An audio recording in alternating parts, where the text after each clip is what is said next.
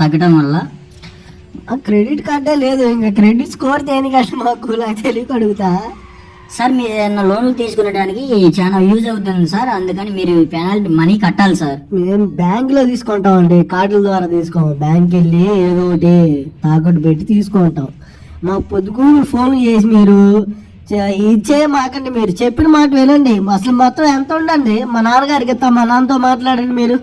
సరే ఇవ్వండి. మీరు 2000 లోన్ తీసుకున్నారు, మీరు 10 days లేట్ అయింది కాబట్టి మీకు 2000 అంటే 200 ఎక్స్ట్రా పడింది సార్.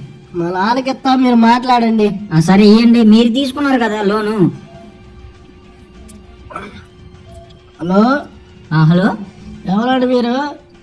సార్ నేను ఎంపోగేట్ నుంచి మాట్లాడుతున్నాను సార్. మీ అబ్బాయి 2000 లోన్ తీసుకున్నాడు ఎంపోగేట్లో.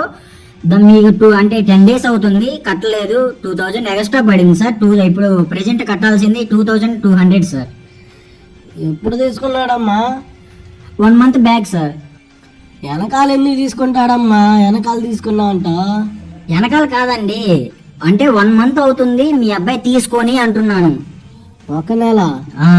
వాడు అసలు 1 నెల ఇంట్లో బయటికి వెళ్ళలేదు, వాడు ఇంట్లోనే కూర్చున్నాడు. ఎట తీసుకుంటాడు? వాడి దగ్గర ఫోన్ లేదు, ఏం లేదు. నా ఫోనే వాడతాడు వాడు.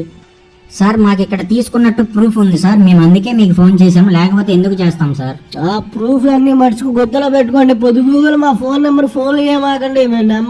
మేము పని చూసుకుంటా ఉంటాం, పొద్దుగూలు ఫోన్లు చేసి ఇసుకెత్తా ఉంటారు. ఎవరండి అసలు మీరు?